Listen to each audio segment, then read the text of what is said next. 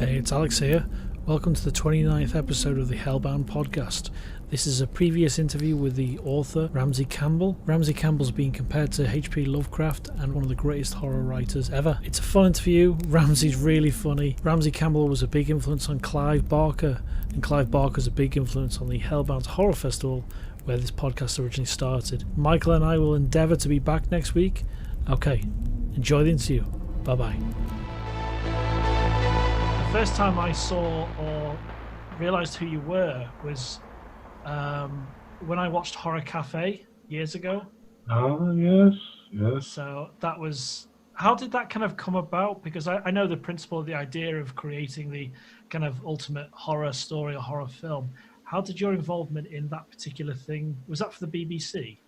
It was the BBC. It was actually supposed to be one of several programs along similar lines, in fact. There'd be the Horror Cafe, the Comedy Cafe, and I don't know what else would have come, but, you know, those were the two. Now, let me just tell you what happened, why the series never came to fruition. Apparently they did, the Comedy Cafe was alternative comedians. Now, I don't know who was involved because it was never actually shown. But apparently, whereas, as you remember, you know, the horror writers and horror filmmakers got on perfectly well. We were all, a lot of us were pals anyway before the program even got shot. But, you know, we all got on very well. Whereas the alternative comedians apparently got on extremely badly and eventually, you know, virtually came to blows. And the producer came out and said, you know, gentlemen, do calm it down. One of them nutted her. And so that's the reason you never saw the Comedy Cafe. And also, presumably, the reason why the series went into limbo. So the Horror Cafe was, you know, the only example of what would have been otherwise a series. See, that's so interesting because I don't know if you've seen John Carpenter's Body Bags, because he was developing his own alternative to kind of creep show. Yes. I obviously, so many people loved Body Bags in when you rewatch it now because it's had somewhat of a proper release. And yes.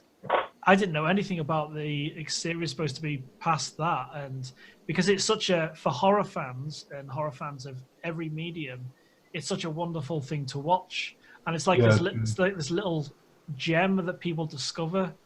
And when I discovered it, it was obviously a real treat because of yourself, Clive Barker, Lisa Tussle, I didn't know too much about, and then obviously John Carpenter and Clive talking about Hellraiser and that. So it's kind of a little bit. Pete Atkins and absolutely, Roger Corman, How can I forget Roger? Because he's created so much.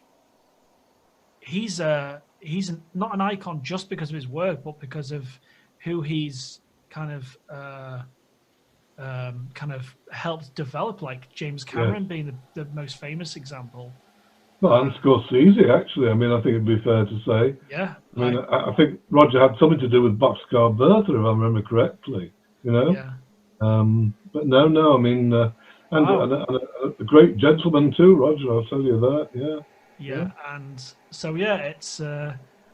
I don't want to kind of labour on that too much, but was the Comedy Cafe, was that going to be like a similar kind of themed room? It would have been another. The whole idea was, you know, to get the six guys round a table and serve them dinner with wine, and you know, just let it be very, very relaxed. I mean, I should explain that I assume all of them would have been done similarly, but the Horror Cafe runs about 90 minutes, and we should tell folk, you know, I think you can still see it on YouTube actually. That's right.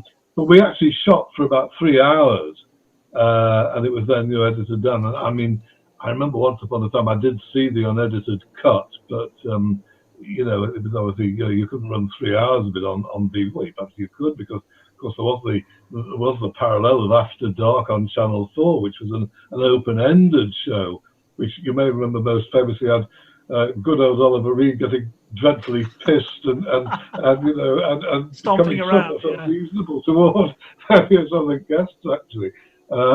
Dear me. But I mean, that's almost something a friend of mine does an impression of every so often. For some reason, we'll be watching like Gladiator or the Musketeers he was in, and then one of us would just stamp around the room like we've just been on Parkinson or something, you know. Yeah. Ah, dear God, no, I mean, well, I'm becoming very random now, you understand, but, you know, we're obviously just going to chat here for a bit, and I'm now reminded, you know, one of the very first horror movies I ever saw was The Curse of the Werewolves, which, of course, it wasn't Oliver Reed's debut, because he'd already been in a couple of Michael Winner films before that, hadn't he? That's right. But that was, I would say, one of his first major roles, and he's very good, I think, as the werewolf, but the thing was, this was the first run in Liverpool, and I thought at the time, because I was at that stage, I'd only just started bluffing my way past the X certificate and getting in, you know, pretending to be 16 years old. Yeah.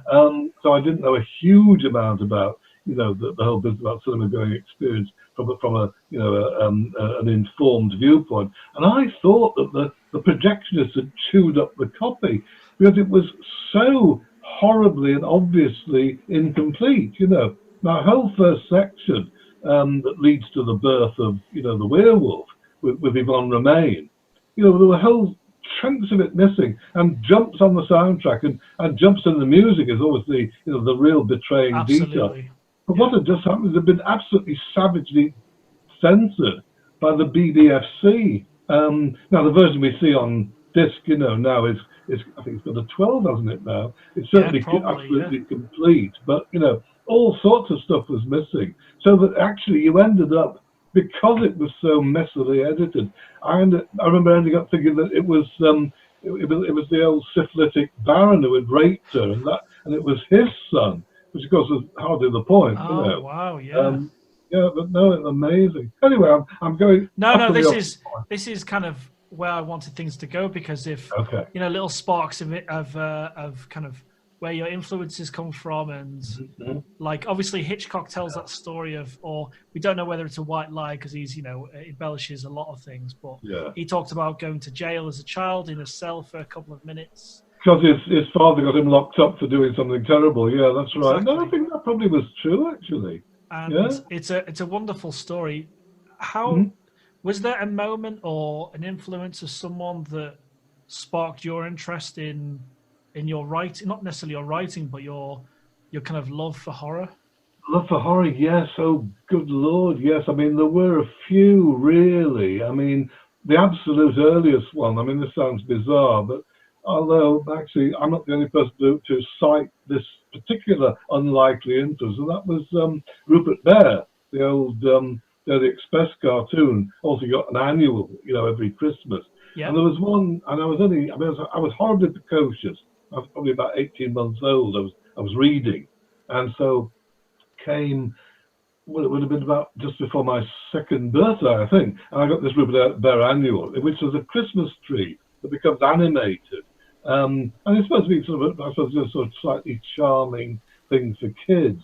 And I found this wretched thing absolutely terrifying. You know, it goes scuttling out of the house and leaves a trail of earth behind it. And, you know, little Rupert follows it into the woods and sees this kind of prancing silhouette against this night sky. I mean, it's the stuff of M.R. James almost, isn't it, really? Yeah, absolutely. And actually, I did learn later on that parents used to complain to the Daily Express because their kids were terrified by stories of, you know, of Rupert Bear. So obviously I wasn't alone, but whereas the other kids grew up and just went off and became accountants, I grew up and became a horror writer.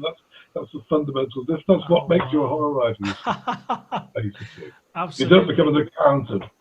I'm going to have to seek that out, because maybe I saw it when I was young as well, or in some form or another. But I had an idea for a Christmas tree, basically a horror short story, a short film, possibly of a tree that opens up and takes children away into the tree itself, and then the families are looking for the children. So I will have to seek out that Rupert the Bear. You should write the story. It doesn't matter to seek out Rupert. Absolutely, yeah. No, definitely. But so yeah, that's a really interesting way to look at it, especially when have you looked at it on hindsight? Does it look like a creepy tree? Yes. Oh yes, that was one of the things I thought I was going to be disappointed, because I mean, clearly I was having night terrors about this, and my mother must have quietly, lost the copy. And so when I went to, and this is the other thing that defines the horror aficionado, isn't it? That, after I'd got over being quite so terrified, I wanted to read it again. I wanted to do it again. And that's the difference, isn't it, really? And it had gone.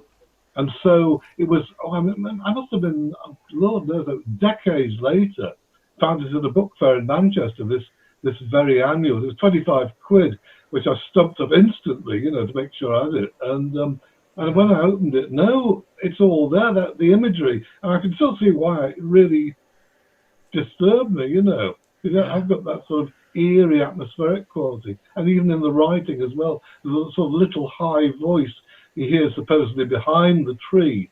And I actually thought, no, it's in the tree, don't go following it. Wow. I was obviously getting it even then, yeah. That's really interesting, because on a flip side, people that have kind of loved and enjoyed your writing, they must get a similar thing. Obviously, your writing kind of goes down a very dark path in a lot of ways, but that was such an innocent story that you were reading and looking at. Sure. That's a really interesting starting point. And what you say about returning to sources, returning to influences, I keep going back to, there's a core group of horror films, and obviously John Carpenter's one of those influences. Yes. Clive Barker of the last few years, for me, the real appreciation for his work, and especially the first and second Hellraiser films themselves. Like, yeah. I'll give you a little thing now, because this lighting is for the videos I'm going to do for the festival. You see, like the announcements, that kind of thing. Okay. And I've got a mist machine that's going to arrive soon, so I'm going to add some mist to it. Oh, okay. Because I loved Dr. Terror. Do you remember Dr. Terror Presents on BBC? Oh no! What did they run? Remind me of basically, I can't remember the actor's name, but it's a well-established kind of RADA actor.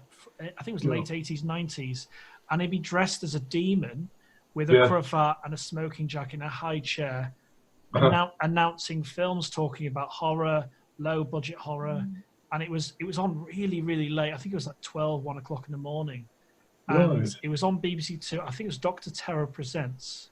Yeah. And you know how the BBC used to make kind of little idents of their channels?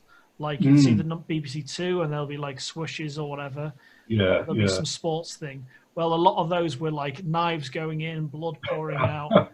So they make a real kind of thing, and he became a kind of a really big influence on me, because my parents' television, they had this old wooden cabinet, and they used to open the doors and kind of hide it away from me when scary things would happen.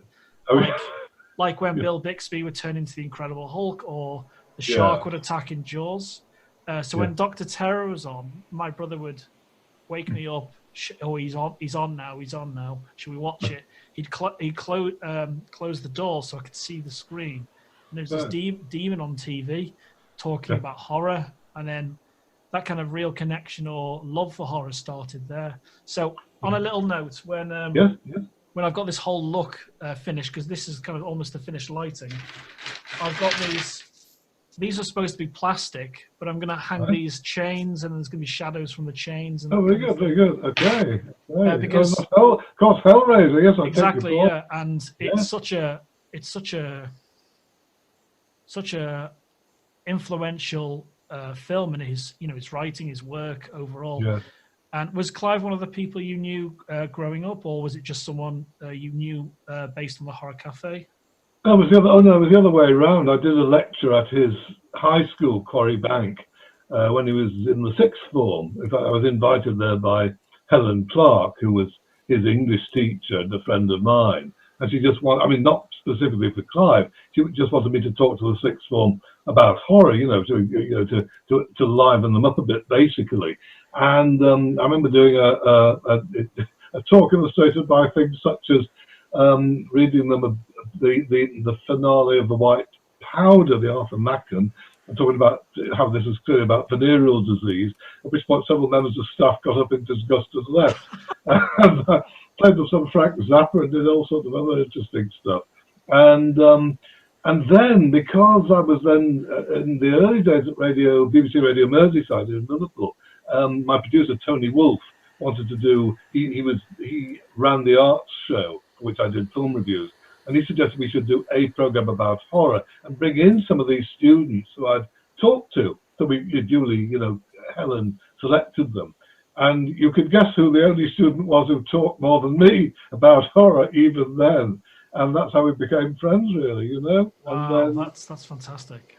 Came the Books of Blood when, well, it was actually when Sphere had bought them, the original English edition. That Clive rang me. I hadn't seen him for years, actually, just basically for advice on his contract, because his agent was a theatrical agent who didn't know much about book contracts. Also, Clive said, I suspect Clive wanted me to read the Books of Blood, which is fine with me. Yeah. But in fact, once I had looked over the contract, which is absolutely fine, good standard publisher's contract, and he said, if you'd like to read any, I could give you a Xerox. And so I duly said, yeah, let me read them. And he said, if you just read a couple, maybe. I remember he said, Midnight Meat Train, In the Hills of the Cities. I think Dread was the third one. So anyway, I read Midnight Meat Train and my jaw dropped, as you could probably well imagine. Yeah. And then I read In the Hills of Cities, and then my jaw had gone back again. It then dropped lower, What was the feeling you were having? Was it like, wow, this is a great writer? Astounding, why did I not know about this before, basically, because it was a bit, sadly, I think it would have been a couple of years earlier, had edited New Terrors for Pan. I remember a few years before that, and I can't remember the context exactly. Perhaps we met at a cinema, in Liverpool. But anyway, we bumped into each other. And while we were talking, Clive said, I remember his words actually. Did I know any markets of some excellent short stories? Those were his very words. At the time, horror, I thought. At the time, I didn't, because there wasn't much being bought, and I wasn't editing anything. Now, had he asked me when I was doing New Terrors, by gum, I could have grabbed a couple of those, obviously, but I didn't. But I certainly do remember saying, I remember seeing Peter Straub shortly after, and just saying, this is an extraordinary new young guy, and you're going to hear about him. And I told him just the basics of In the Hills of Cities, and he said, my God, there's a genius right there. He then, I think I'm right in saying, told Steve King, and it was from this that Steve then, on a panel, came up and said, I hear there's this guy in England, and who may be the future of horror. A quote which got, pared down to "This is the future of horror," which is not quite what Steve had said, but anyway, he was glad to endorse it, having read the stories. So that's the continuity of all that. That's wonderful, because because I've got a very close friend of mine, Will Cotton, who sent me a couple of questions to ask you, because he's been a fan of yours for a while, and he's based in he's not too far from me, and because we kind of watch the Horror Cafe every few years together, because it's such a positive thing for horror filmmakers and writers to watch. And what you just told me gives it such a different context now with you and Clive in terms of the dynamic. So yeah, that's pretty wonderful. I've got a couple of questions from Will, and then we'll talk about the festival stuff as well. Okay. Have you seen Color Out of Space by Richard Stanley? I have, yes, I have. What did you think of that? First, straightforwardly, I liked it. I thought it was more like a Stuart Gordon or Brian Yuzna movie that I was quite anticipating. It has some of those, flamboyant effects, where I was expecting something that, though maybe after Hardware, I shouldn't have expected it to be that understated. Loved Hardware. There are long sections of the Richard Stanley Lovecraft film that are very atmospheric and really build up that sense of sort of gathering dread of nothing very explicit happening just yet. But then, we do get quite splurgy and splattery up to a point, particularly with the merged mother and child, which is a very a truly horrific concept, I think, and actually it's a very harrowing thing to watch. Actually, the way it's played and the way it's filmed. So I mean, I think the film works very well. I think what I need to do, and I'm going to do it very soon actually, is look at it again. Because, having expected Richard Stanley's take on the Lovecrafts being pretty close to the original story, it's a bit less so than I expected. As I said, a bit more like, Stewart and Brian's films. And so now I'm going to have another look at it as itself, as you need to do, really. Absolutely. Any film that's based on a work of prose. But but I mean, certainly I'm in favour, and I'm certainly looking forward to his Dunwich Horror, and whatever the third. I believe it's going to be a trilogy, isn't it? So I don't quite know what the third. And I gather there are some kind of little references in The Colour. I mean, some of which I got. There are, yeah. But I believe there are little. I mean, I believe is it not the trademark of the newspaper? The report that's a sort of Lovecraftian reference too, which I must admit I didn't spot. So that's one good reason to go back and look again. Absolutely, like being able to have different layers, watch these different layers of films. It's a real treat to discover that, even if you don't fully see every facet of something, or when you read a book and you, after a few years and you've matured, you've gotten older, when you reread something, it can mean so many different things to you. And absolutely. I think revisiting books, revisiting films, revisiting art generally, it means so much. Like I went to the Tate Modern in Liverpool a few years ago, and it's the only time when I saw a piece of art I had a reaction to it. I can't explain it. It was really odd, and it was who was it? Ed Harris played him in a character. It's all the lines of paint. He did his summer collection. Oh my God. Pollock. Yeah, I saw Jackson Pollock. Yeah. Piece of art on the wall. I don't know. I don't know what it was. I just had this reaction to it, and I'd seen his stuff years before. But when I saw it in person, I was just kind of taken aback by it. There's no kind of. I wasn't reading into it too much, or I wasn't seeing any particular meaning. But seeing things in a different way, like when I'll be completely honest with you. When I saw The Thing, John Carpenter's kind of remake or his interpretation of the original story, I didn't like it.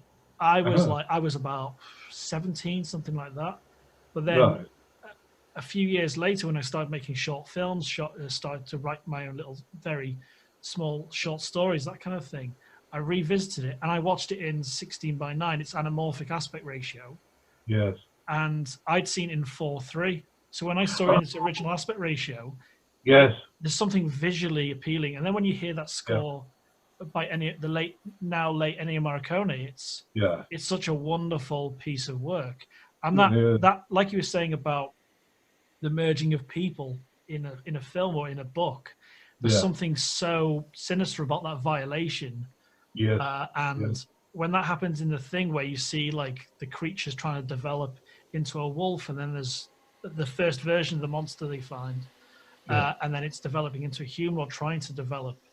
That idea, it's kind of wonderful to visit, but the idea of it happening to yourself or someone you know is so horrific, Oh yes, absolutely. And I do very much agree with you about this whole thing of going back. I mean, there are all sorts of films that I didn't like at all when I was in my teens, and then decades later, and I think absolute masterpieces. Absolutely. But Blade Runner, I didn't understand Blade Runner when I was young. But when I revisited it, when my kind of brain switched on, when I first watched, I think it was Maltese Falcon was the first film where my brain switched on to cinema, and then I kind of exploded from there. And I finally understood what was going on. When I revisited Blade Runner, it was such a marvel. It was such a marvel. Yes. To conceive that I didn't like. If I look back and say to myself, you're going to love this, but I didn't like it because I didn't understand it when I was obviously much younger. So like revisiting stuff, it's kind of wonderful, like if I reread The Witches by Roald Dahl again, I probably see so much kind of other stuff in it, I would think. And here's another thing actually, because again, certainly when I started going to see horror movies, well, there were a couple of things really. First of all, if it had an X, I wanted it to have a reason to have an X. And actually, that wasn't just horror movies either. If I saw any film with an X, if I came out at the end thinking, well, why did I have an X? Well, I thought, well, that's no good then, is it? Can't be, you know? And of course, there are all sorts of great movies that got an X that would have a PG now. But in those, in the 60s, early 60s, when I started out really seriously watching films, you know, almost anything could get you the certificate. And in terms of horror films specifically, you know, if they didn't actually horrify or frighten me, I thought, well, you know, I've been cheated then, haven't I? You know, I mean, if it had atmosphere, that's great. You know, I'll have that. You know, or if it's scary, yes, that's the best probably. Or you know, if it's gruesome, that's good too. But you know, if it's say, I don't know, From Hell It Came with the famous, you know, trundling tree with the face on the front, you know, just thought, well, what the hell, you know, why did that get an X? But now, I mean, I love that film. It's great fun, you know, it's very funny. But, you know, I can enjoy it on a wholly different level. And all sorts of other films of that period that, you know, again, are not really very, you know, frightening or horrifying, but they're very interesting historically or sociologically. I mean, one that never really worked for me, and still doesn't in its own terms, I'm afraid, is the original Blob, you know, with Steve McQueen. Yeah. On the other hand, it looks great, and you know, it's an actual Christian attempt to do a horror movie, and this is why the teenagers are so clean cut. I think it's sort of an attempt to present, you know, teenagers in a very positive light, as distinct from, you know, Rebel Without a Cause, Blackboard Jungle, and the rest of the films against which that was reacting. I mean, still, you know, I mean, and the Blob is pretty good fun itself, the actual creature. But you know, I mean, it's one of those cases where I do rather prefer the remake. But I think it's a fascinating film. I mean, it just doesn't work in the terms I assume it's meant to work in, which is a teen scare show. You know, maybe. And at the time, I just felt, you know, this is not frightening me, so it's no good then. Was it obvious in terms of an idea, like you say, a Christian attempt to make a horror film? Was that evident when you were watching it originally? Oh no, not at all. No, I mean, an even stranger one, of course, is the 4D Man, isn't it? Which is by the other film by the other folk, and that's a very strange piece of work, I think. You know, and it sort of ambles through its narrative for the first half, with, you know, long scenes are about absolutely nothing whatsoever, as I can see anyway. Eventually he does get to walk through walls, and oh, you know what? I still remember now. Here's a reminiscence for you. But I bet you maybe even you don't have this one. But you know, Forry Ackerman and Famous Monsters of Filmland. I remember they did a 4D Man issue, and I think they offered something like, you know, I don't know, $10,000 to anybody who could do what the guy in the film did. I think they're a pretty safe bet that nobody actually was going to say, yeah, I can walk through walls, give me 10,000. But it was a good gimmick. I remember that. Yeah, that's fantastic. And was it cinema that influenced your writing originally? Would you say it was going to see these X-rated films, or the horror films you started to love? Was it that was the real spark for what you came to do? No, it was very much reading, very much so. Again, from a very early age, I mean, 6 years old, I was reading M.R. James, and then I was reading Edith Wharton, even, a ghost story, mind you. But, you know, it was an anthology of ghost stories. I got out of the public library when I was 6 on my mother's ticket, because she let me do that. And because, you know, books out of the library were respectable. You know, I couldn't buy pulp magazines, but the actual hardcovers, the fact that she didn't realize that half the stories in these books were probably out of the pulp magazines, and luckily she didn't spot that. But so no, it was reading James and, you know, the Masters, and ultimately it was Lovecraft who gave me a focus when I was 14 years old. I mean, the very first ever. I mean, you can't hardly believe this now, obviously, you know, but back in 1960, or up to 1960, there had never been a British paperback collection of Lovecraft. You know, there was one hardcover collection in the 50s from Gollancz, and they also did The Lurker at the Threshold, which is basically August Derleth doing Lovecraft. But it was 1960 when this cry horror, it was, came out, Half a Crown, And I saw it in the shop window, and I remember thinking, I haven't got half a crown, and if I come back, it'll have gone, and I'll never be able to read it, And look, I did manage to put me farthings together and discover, yes, I just had half a crown, and managed to go and grab this book, read it from cover to cover the following day. Actually skived off school to do it. And this was basically, I knew that this is what I wanted to do. I had been trying to write horror stories and stuff, for some years before that, but they were very, very well. They were sort of pieced together, like Frankenstein's monster, basically, from unliving parts, favorite bits of other stories. But Lovecraft actually narrowed me down to something I really did want to try and emulate, and that's where I came from. But in terms of films, no. I mean, only a couple, but they weren't horror, actually. Okay. I mean, the very first. I remember going to see Bert Igord's The Cyclops, which you may have seen. Yes, okay. I think so. Yeah. He gets gigantic because of atomic radiation, and his scalp has sort of flopped over one eye, so he becomes the Cyclops. But on with this, I didn't know anything about it when I went in. I was seeing once the Cyclops, and on came this other film, and there was writing along the bottom of the screen. So what the hell is this? What am I supposed to do now? Am I supposed to look at the film or read the writing? And I eventually sort of figured this out. And after about 15 minutes, I thought, what am I looking at? I don't believe I'm seeing this on a cinema screen. This is so far beyond what I could imagine you could get away with showing. And this was Buñuel, and it was Los Olvidados, the known as the Young and the Damned in Britain, which is basically Mexico City in the 50s about street gangs. And I mean, City of God, does similar things later on. But by God, City of God fades into insignificance against the Buñuel, which is just so stark and unrelenting. And the images in it that just sort of push through realism into what amounts to the surreal. And there's a dream sequence in the middle which is just there. It's not.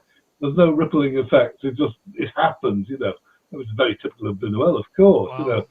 And basically this sort of sent me off in the direction I was going to follow. So that, sort of contemporary realism, but invaded by, the uncanny, or not even invaded by so much as, giving rise to the uncanny and surreal, if you like. So that was one. And I think the other one was last year in Marienbad, which I saw when I was, I think, just about turned 17. And I sort of reeled out of that, not really know what I'd gone through, but, absolutely haunted by it. I still love it. I saw it on Blu-ray just the other day, and it still works for me. And it's still amazingly disturbing, and just with a cut, just sort of undermining all your sense of where you are, when you are, it's more disturbing than many a horror film, I think. And I think that also kind of, gave me ideas too. Absolutely. And, when you're reading especially, your imagination, depending on how it's firing, can send you off in all sorts of spirals. It can really kind of scare you or make you happy or whatever the type is. To really kind of that's what I love about reading horror and looking at some content from 2000 AD or reading a novel I've not read for a while, like a couple of Stephen King's and a couple of pieces of your work. And when I reread these, they mean so much, like we go back about revisiting. When you revisit a book, it's like, oh my God, I read that when I was a child. It's the kind of effect you have and the realization, I can't believe I read that when I was younger. But if you've got a stable mind, then you can read that and be horrified by it, but it doesn't kind of affect you, outside the context of reading it.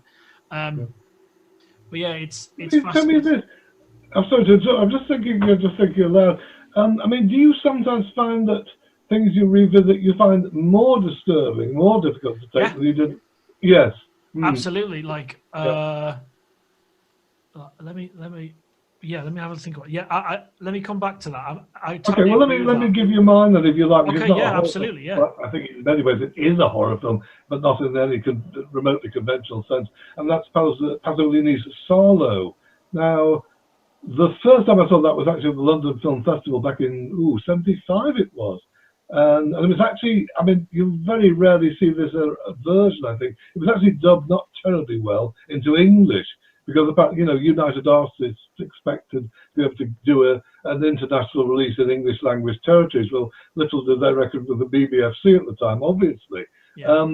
And I mean, I had in fact read the novel not that much earlier than seeing the film. So, I mean, to that extent, the film is a relatively pared down. So it was not toned down, but it's obviously not as relentless as the novel, which goes on for hundreds of pages about the sort of thing that the film will deal with in one or two scenes. Yeah. But nevertheless, well, you can well imagine probably that there were several points of the film in which several groups of the audience got up and left very hurriedly, and I'm sure you can predict which those scenes would be or imagine. But they didn't affect me that much at the time. But seeing it on Blu-ray these days, I find it a great deal more difficult to take. I mean, it's a film I admire, and I do think it's a serious piece of work. I don't think it's exploitation in any conventional sense. Yeah. I think the very starkness of it, it kind of militates against that. But I do find, I have to steel myself to watch it these days, which I certainly didn't back then. Something that horrifies me more now when I rewatch it, and I watch it every so often because I love it. I love it quite a lot. Is when I watched Hellraiser, and when you realise how awful person Frank is. Oh yeah, as a character, he's just a dreadful, like manipulative.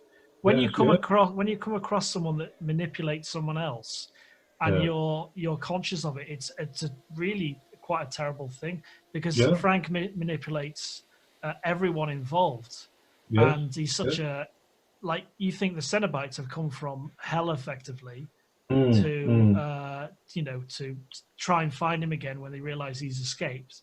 And when you rewatch it and you watch Frank overall, he's just he's probably the worst thing in it in terms of the most terrifying person.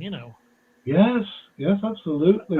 Something I only watched it the other day, but you're absolutely right. It still stands up extraordinarily well. Oh, absolutely. The score is masterful. Obviously. Well, yes, old Christopher Young. Although I mean, it's interesting. I mean, have you will you have watched the interview on the Blu-ray with Steve Thrower? I haven't. No.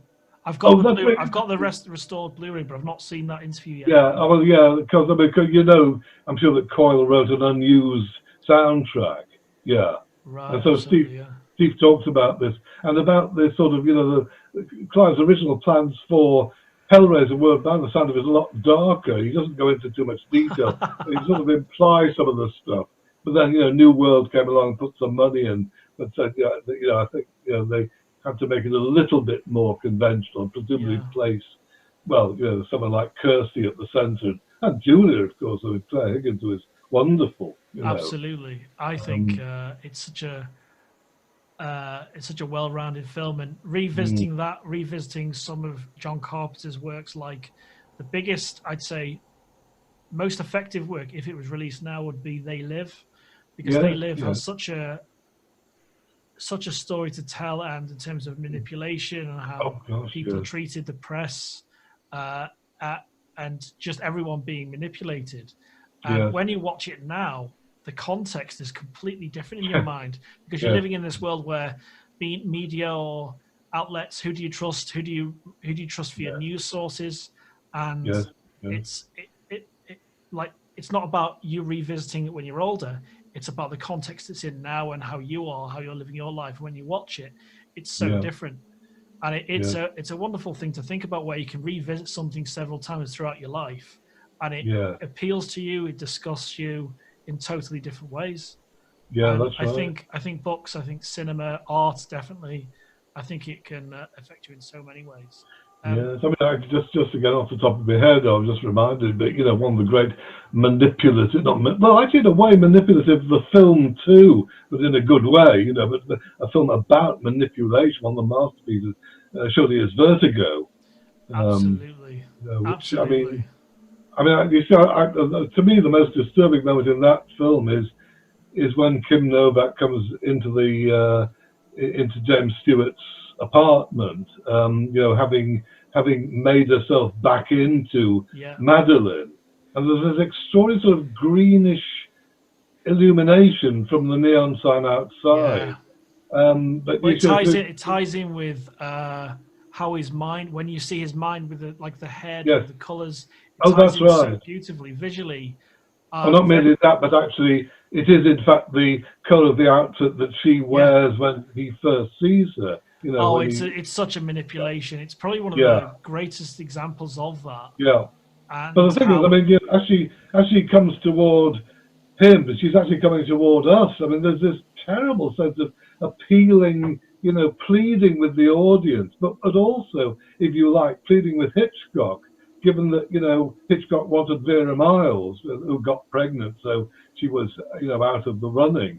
And in a sense, you would see Kim Novak sort of pleading with a director, am I what you wanted me to be? Am I, what you wanted me, what you've made me into, if you like? I mean, it's extraordinarily disturbing, that image. I think it's very difficult to shake off. I think you'd want to. That's something I find almost.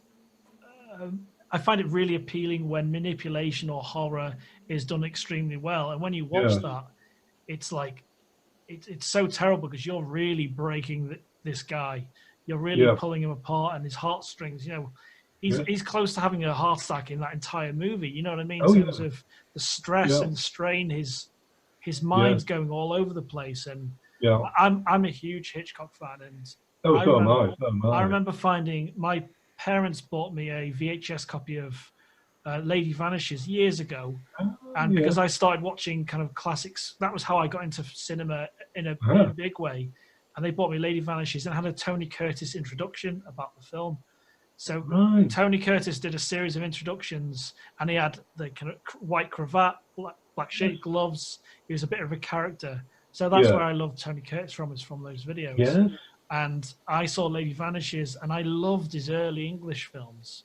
Yes, I loved his later films, and I like a lot of the Hitchcock Presents as well. Yes. So he's been not necessarily an influence on my working life or my life. It's something I kind of refer back to quite a lot.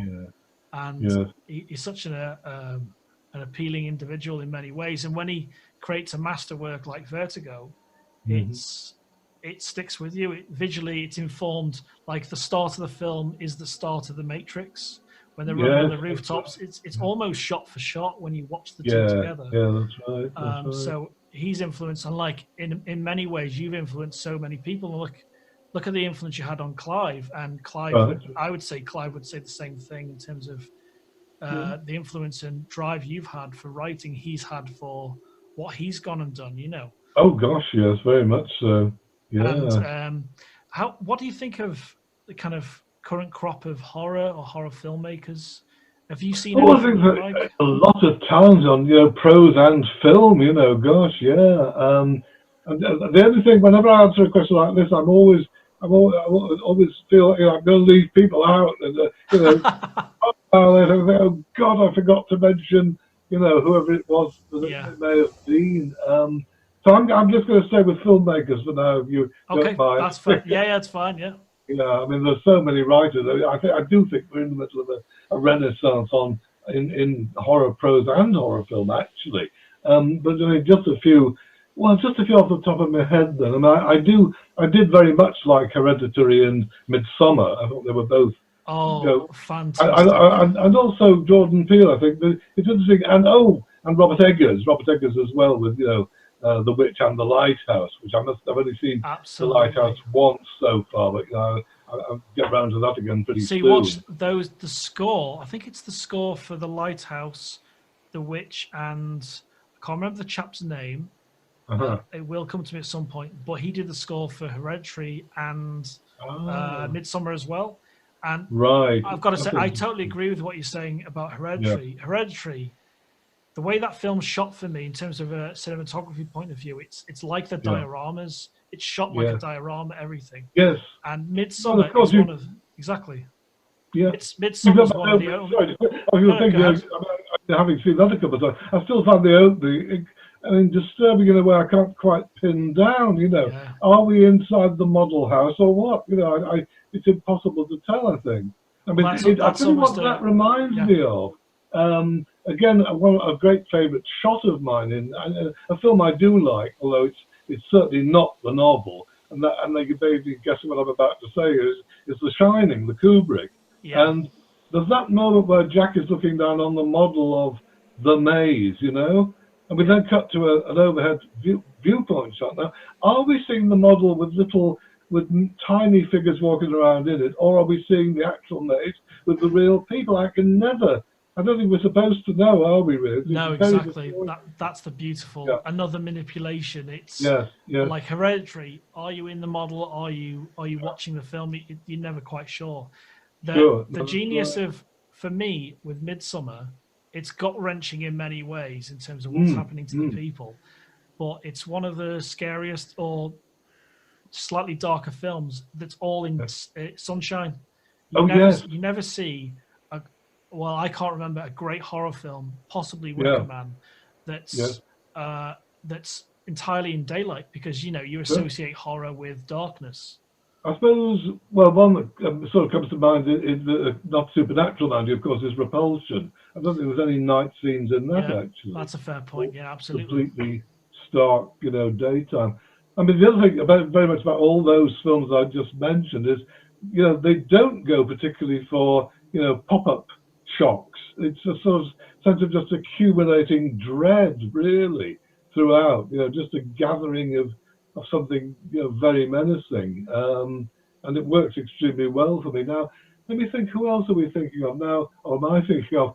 I mean, Vivarium I liked a lot, yes, and Without Name, which is by the same writer and same director. Both those again have this sense of, I mean, I love the opening, a very early scene in Vivarium with the estate agent who is somehow horribly wrong. There's something not quite human about him. He's almost got this about being like a human being, but not quite. I love that scene. I like the whole film, but that particularly. The Hallow, I like a lot. Another Irish horror movie, independent. The Borderlands, I remember as being. I mean, not every found footage movie does work for me, although Blair Witch terrified quite considerably out of me, actually. That achieved. I saw that before the hype, actually, funnily enough. It was friends of mine, Krista Faust and Dave Shaw, just said, watch this. It's a horror film in the form of a documentary. So I knew it was fake, but it just worked extraordinarily well. I'm sort of straying off the point here, aren't I? No, this is perfect, really. Yeah, all right. I'm sure there must be. See, here I now hit the point of thinking, but I've left something out. What the hell have I left out? I will just say, while I'm, just rambling on here, that the one filmmaker, I mean, he's obviously been going for quite some time now, but the one filmmaker many of whose films I found absolutely terrifying, or whole sections of, and sometimes most of the film, is David Lynch. I mean, absolutely. Just that straightforward. That straightforward. There were points in Far Walk with Me and Lost Highway, particularly, and Mulholland Drive, where I actually found myself quite seriously sitting in the cinema saying or thinking, if this goes on much longer like this, I may have to get up and leave, because I don't think I can take this. I'll have to come back and see it again another time. Never quite got that far, but close. Yeah, absolutely. I've walked out one film, because I used to work in a cinema in Chester. I walked out one film, and I nearly left the last Indiana Jones film, because I felt, I love, his films, Spielberg's films are fantastic on the whole, and I've always had an affinity for his films and a wider variety of horror now. I love his influence on Poltergeist, the film, is really evident And Oh yes. it's very difficult to kind of, you almost say it's his film, even though he's Yeah. not credited as director. I think it's Tobe Hooper. Yeah. Well, it's a bit like Hawks and The Thing, isn't it? Really? Exactly. Yeah. So when I watched the last Indiana Jones film, I felt betrayed in terms of what the genuine feeling, like the lack of CG in the originals, the approach to the film. I had a real disconnection, so I was very close. I had this massive rant for half an hour because I think I went to see it at I think it was the Birkenhead View. I think that's where I went to see it with a friend of mine. And I drove back to North Wales. I was just when you love something and you want to tell everyone about it, like when you agreed to be part of this in a judging way, I spoke to my friend Will, and he was incredibly excited because he's a huge fan of your writing. Oh right. Well, hi Will, how you doing? He'll love that. And when you're passionate about something, you're so excited to tell everyone about it. But when it's the opposite as well, when you really don't like something, I can go on this massive tirade about it with just as much energy, you know. Yes. So just going on to the festival a little bit. Okay. So it's going to be a really simple, straightforward process, and just having you on judge these films, I think people are really going to gravitate towards it. And we've actually just confirmed another judge, which I'll tell you about in just a sec. So I'm having someone like yourself, Ramsey, in terms of the writing world, be a judge on people's films. I think people will really, really love that. And we've got a second judge called Dave Kendall, who's a horror artist, and he's actually illustrated. I found him based on looking for your name on Instagram, and he did a couple of pieces of work about. It was a nun with her twisted fingers, and he works for 2000 AD at the moment, and he's worked stuff for Magic the Gathering and World of Warcraft. So he's going to be like a visual judge, and I'd like you to officially to be a judge on storytelling within the short film. So it'll be, I think I mentioned this in the email, it'd be like, I think a maximum of 5 films, and they're all going to be 1 to 5 minutes each.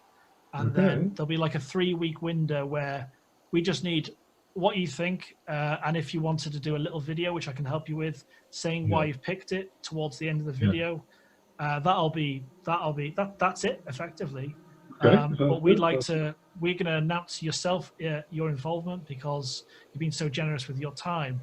And it's really enjoyable to speak to someone that isn't a horror filmmaker. You know what I mean? It's a different aspect of horror.